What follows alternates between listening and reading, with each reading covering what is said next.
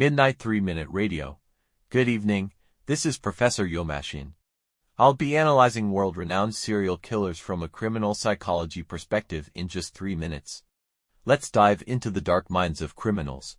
Dennis Nilsen, the Muswell Hill murderer, terrorized London from 1978 to 1983.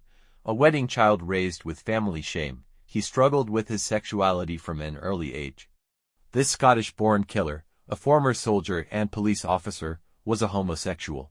Picture this, a charming man with a disarming smile, luring lonely souls to his flat with promises of warmth and alcohol.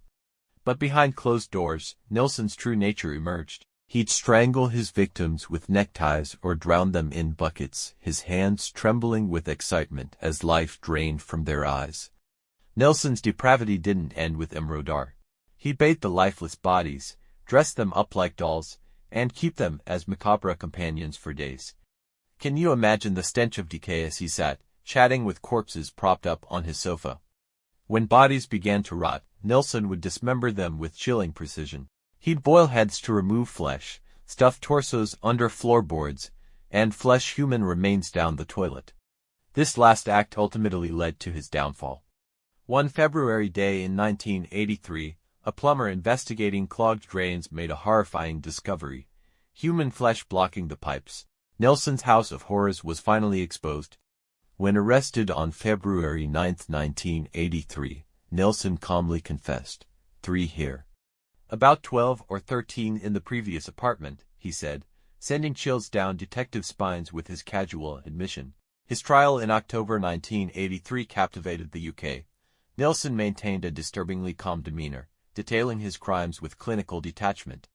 Convicted of 6 Imrodares and 2 attempted Imrodares, he received a life sentence. The judge described him as a man of considerable intelligence and a cunning Imrodar of alarming ruthlessness. In prison, Nilsen reveled in his infamy, writing an autobiography and giving a televised interview in 1993. His 2018 prison death didn't end public fascination. The 2020 ITV drama Day, starring David Tennant, drew 5.6 million viewers and brought his chilling story to a new generation.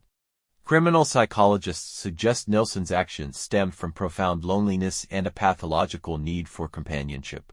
By keeping bodies, he created a twisted semblance of relationships he couldn't maintain with the living.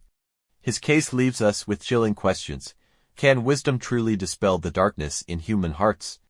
How many monsters walk among us, hiding behind friendly smiles? Stay tuned for the next spine-chilling episode. Don't forget to subscribe and like.